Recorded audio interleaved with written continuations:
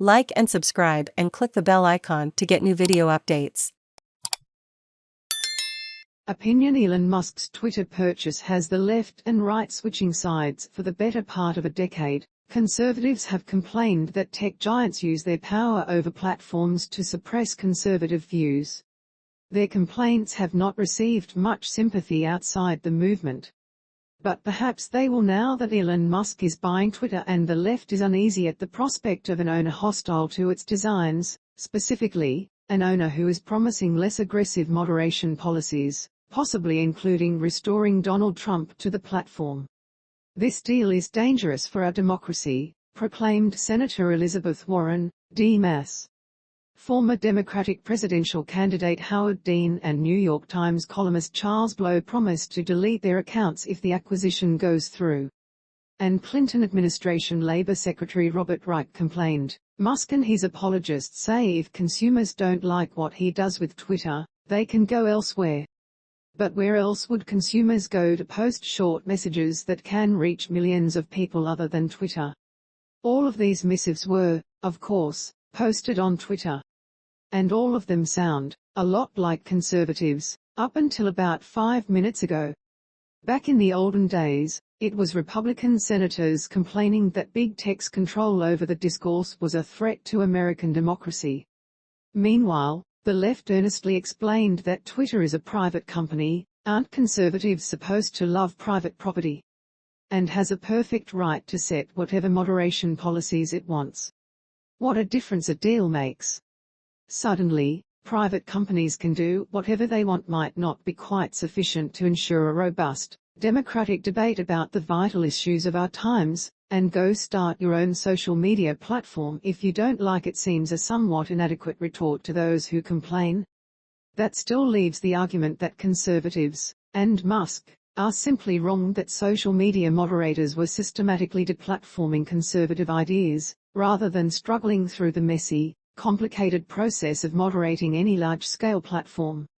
Aishan Wong, former chief executive of Reddit, made this case shortly after Musk announced his plan to buy Twitter.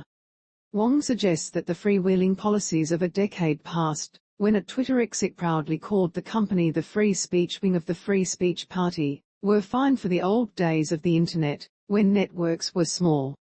However, as the user base multiplied, so did harassment, libel, pornography, spam and other abusive behaviors, and platforms were forced to crack down, lest all their users flee. The sheer scale of the networks made that unavoidably controversial. Many users meant many viewpoints, including disagreements over what, exactly, crosses the line.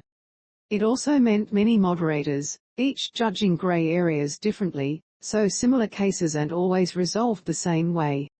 But such minor imperfections aren't a conspiracy against free speech, or conservatives, and if Musk tries to turn the clock back to an earlier era, he will quickly discover why all these policies were necessary.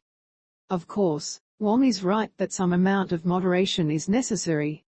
If platforms didn't control spam, doxing, defamation, pornography and violent imagery, users would leave, or sue. But it does not therefore follow that they must also crack down on vaccine skepticism, people who think that trans women aren't really women, or media stories about Hunter Biden's shady business dealings, to name just a few of the viewpoints Twitter has at some point deemed verboten. Those latter policies weren't necessary to keep the platform usable for everyone.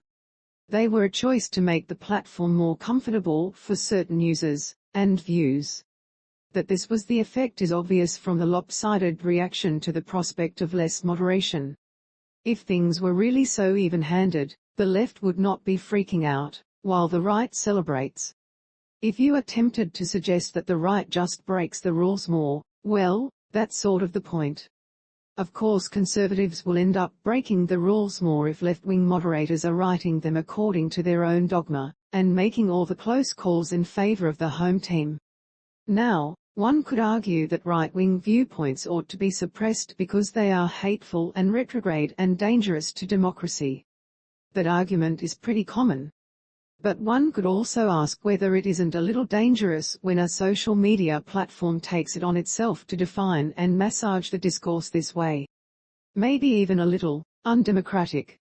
After all, our deepest political divides can't be moderated away. They have to be argued through, no matter how unpleasant the prospect, or how much we'd prefer to listen only to our own side. And where can we hash out